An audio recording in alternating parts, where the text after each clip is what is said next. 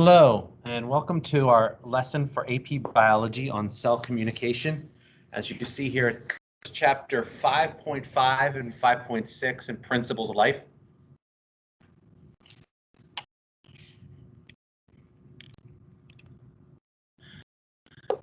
So, what is cell communication and why is it important? So, cell communication is the way in which cells are able to coordinate their different processes. So one of the things that we know as multicellular organisms is that not every single one of our cells is going to need to do the exact same thing. The cell that lines our stomach doesn't do the same thing that a cell that's found in our brain does.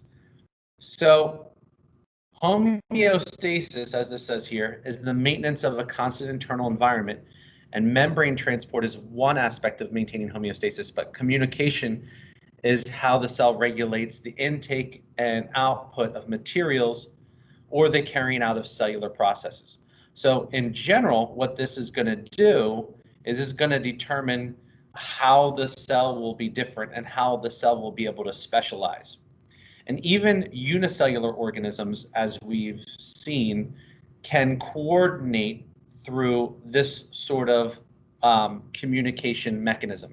And in fact, this mechanism of communication probably evolved in unicellular organisms and was passed along as multicellular organisms evolved some 1.5 billion years ago.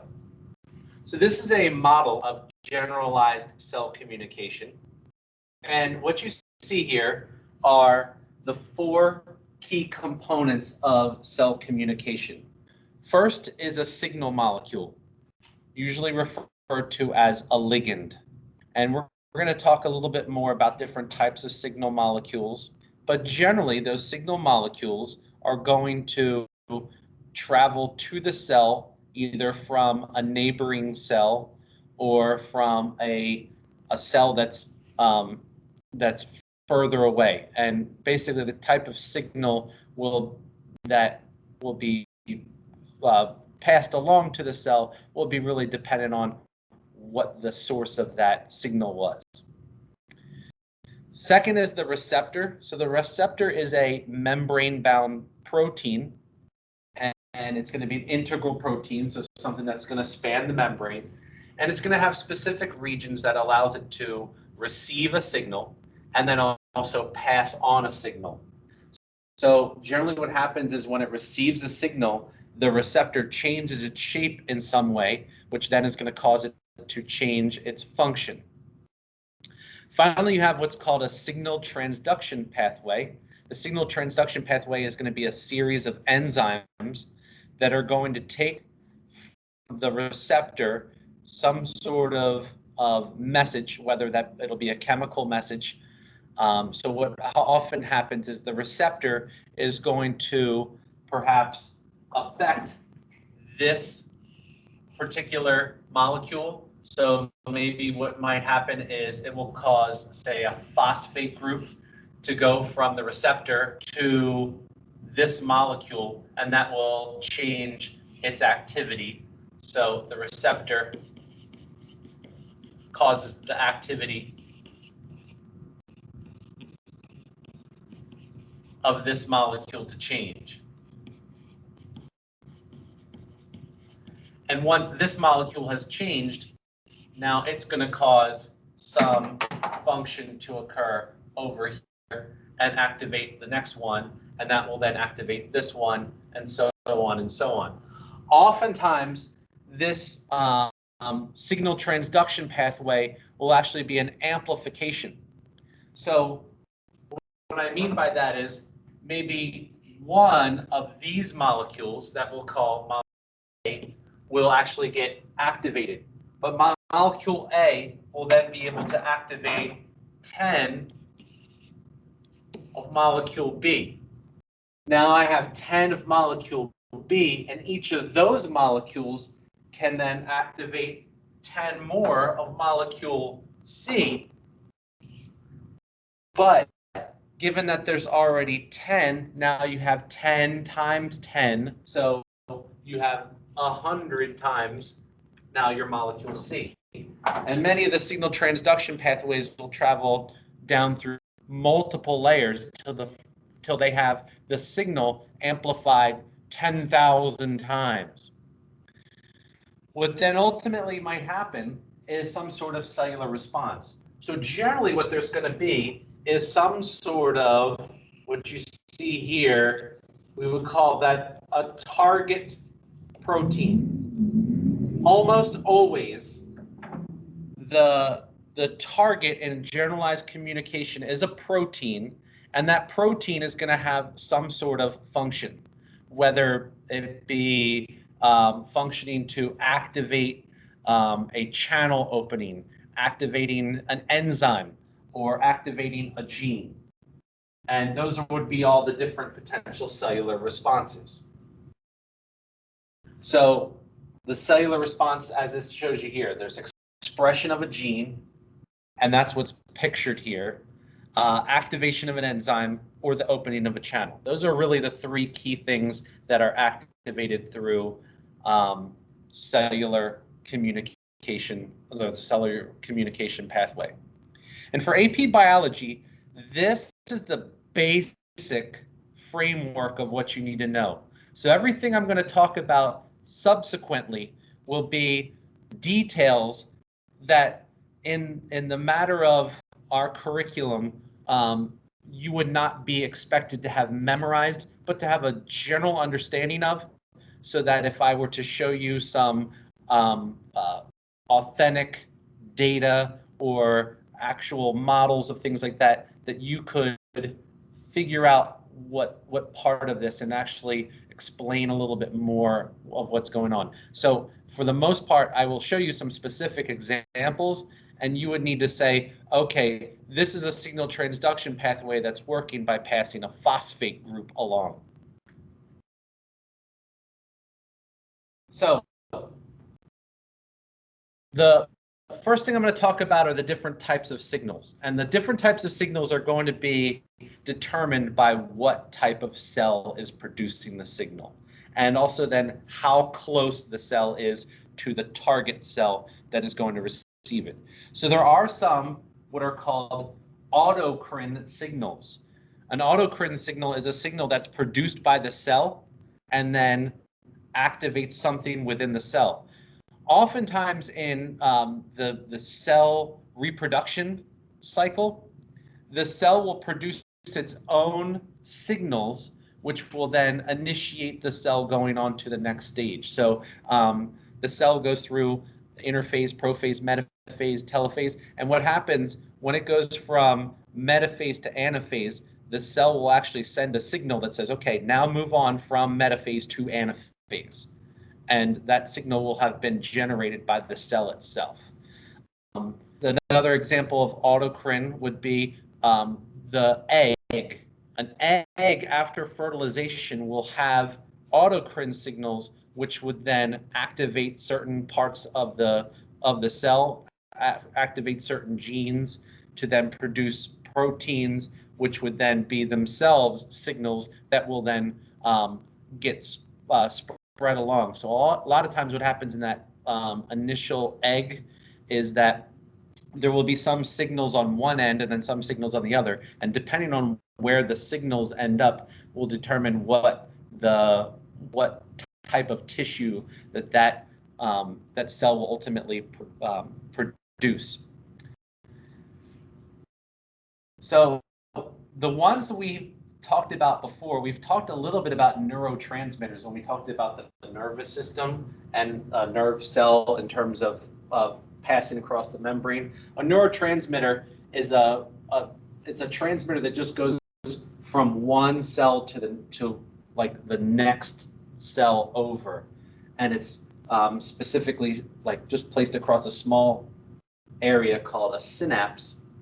And what's special about it is it degrades quickly. So it works quickly, but then degrades quickly. Ones that last a little bit longer are hormones. Hormones travel a longer distance. So in our body, they're going to travel through our bloodstream and target a cell that's further away. So the cell that might actually have produced that signal, the endocrine signal, might be in your brain, and it might activate something that's in your heart or in your stomach or in your lungs. There are also other chemical signals, CO2, and different things like that. And then there also could be physical signals, like light can act as a signal. So UV radiation, pressure can act as a signal that can ultimately activate things. One of the other functions or the other important concepts about the signals is related to their polarity. So if you remember, the cell membrane is predominantly nonpolar. So in order for a material to be able to travel through the cell membrane, it has to be nonpolar and small enough. So there are a class of signal molecules, steroid hormones, that are able to pass directly through the membrane. Most other signal molecules are going to pass not directly through the membrane, but have to attach to a receptor. So those are all going to be polar. And most of those polar molecules, they are derived from either nucleic acids or from proteins. So now we're going to talk about receptors, and there's two classes of receptors. There's cytoplasmic receptors, and there is membrane receptors. Cytoplasmic receptors are going to be enzymes with an allosteric site. So we've talked about those already. And generally what's going to happen is a signal ligand is going to attach to this receptor, and then it's going to activate that enzyme.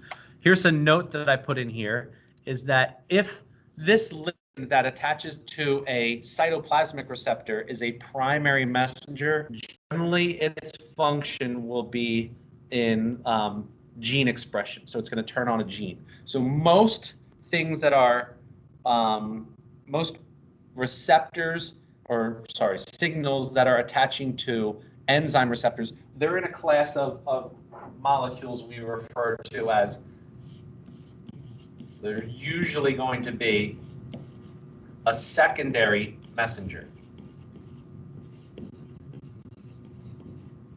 meaning they will have been produced within the cell after a primary message has been activated. We'll talk about that in a little bit.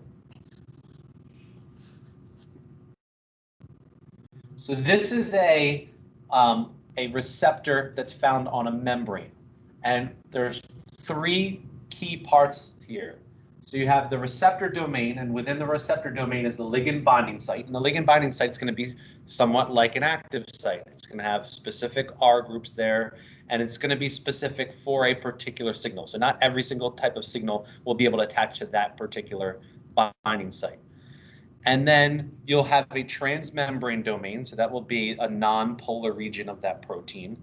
And then we'll have a catalytic domain. So the catalytic domain is what is going to change shape generally once the signal has been attached. So this is the unbound receptor. This is the bound receptor. So the catalytic domain has changed its shape or conformation to its active form. So we're going to talk now about some specific types, and probably one of the most famous ones is called a G protein coupled receptor. A G protein is a protein that's found partially embedded in a membrane on the cytoplasmic face of a cell. And it's associated with a receptor, and what's special about it is it's able to unlink from that receptor when it's been activated. And it gets activated by gaining a GTP, and this is why it's called a G protein. A GTP is the guanosine triphosphate, so it's like ATP, it's GTP. And what happens here is when a guanosine triphosphate, so first off, when a receptor is attached to a signal, then the receptor activates the G protein by the GDP with a GTP, the G protein then unlinks from the receptor, travels across, and then is able to activate a target molecule. Usually then that target molecule will produce a secondary messenger. So one of the things that this one will do is produce that secondary messenger that I talked about before.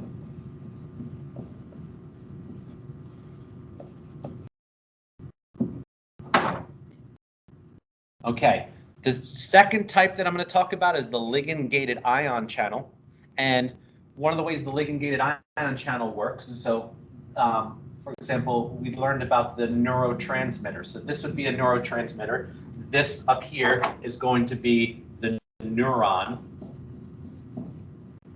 And what's happening here is a neurotransmitter will come in and attach to the receptor domain. Once that happens, then the molecule will change its shape, and now these ions will all be able to travel through the membrane from high to low concentration. And remember, the reason why there was a high concentration of these sodium ions here is because of the sodium-potassium pump.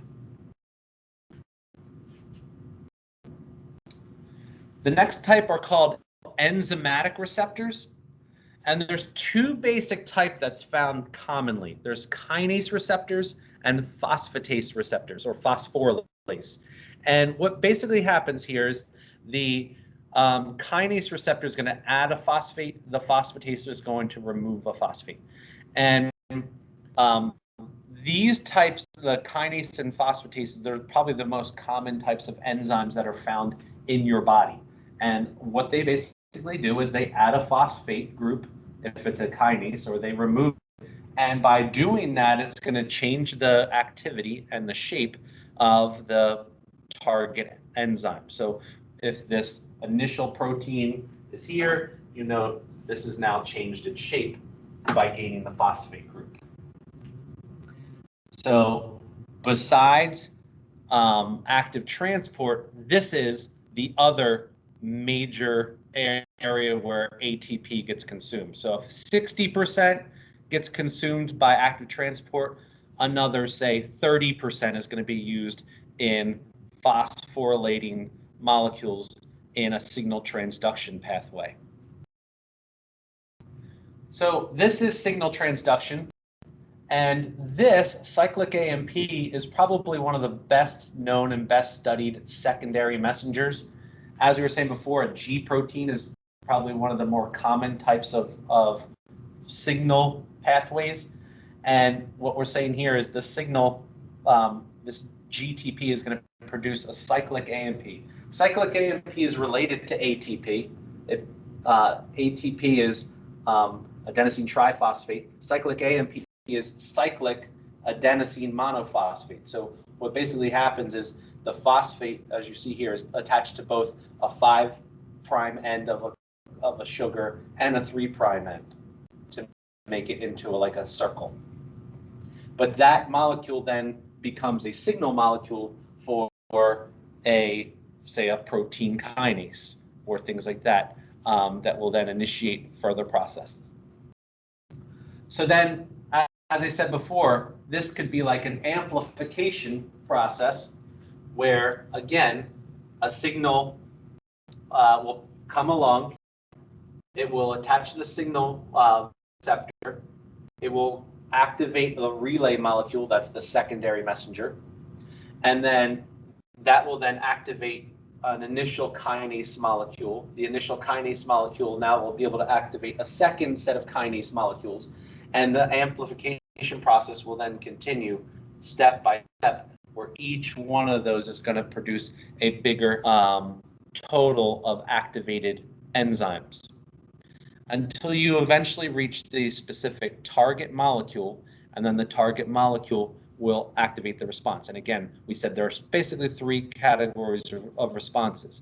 There is channels in a membrane opening, there is enzymes being activated, and then third, being activated.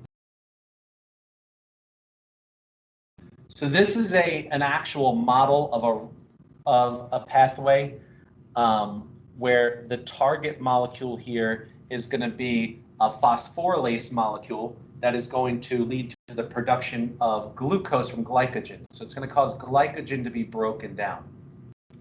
So what you see here is in step 1 is the epinephrine is going to attach to a G protein coupled receptor. The active G protein with GTP attached will activate the enzyme adenyl cyclase. Third, this will generate the secondary messenger cyclic AMP. Step 4, cyclic AMP will then attach to protein kinase A, which phosphorylates many phosphorylase kinase enzymes. Then in the 6th step here, these activate by phosphorylating many phosphorylase enzymes.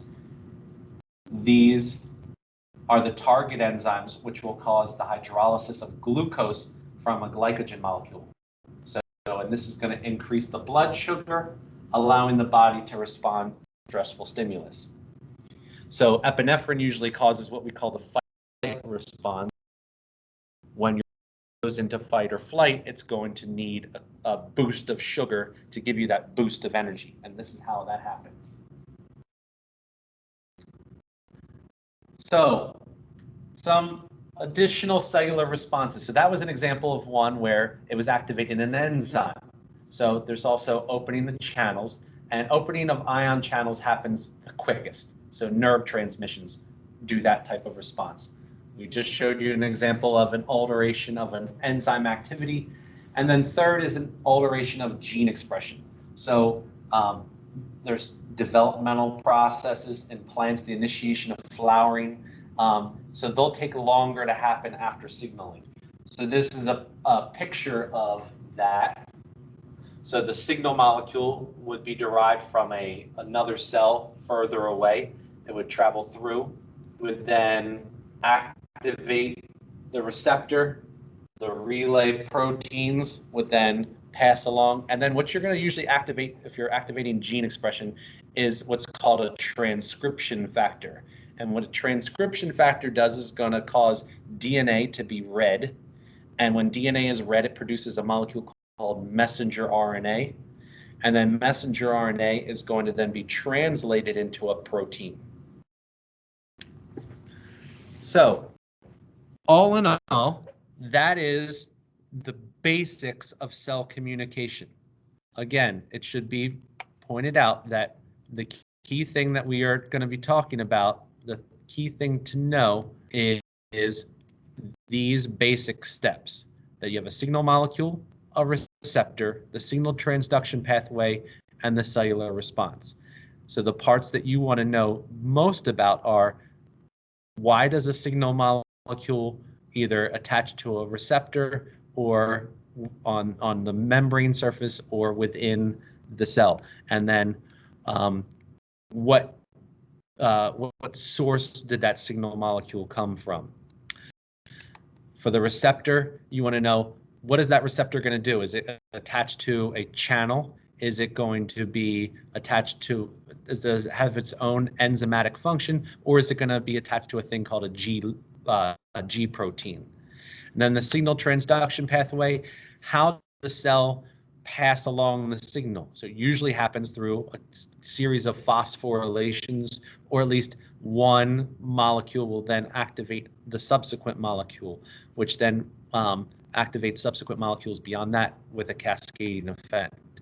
And then finally, you'll have a target protein targeting either a transcription factor, if it's the gene expression, or it could target a specific enzyme, or it could target a channel. So we will conclude there.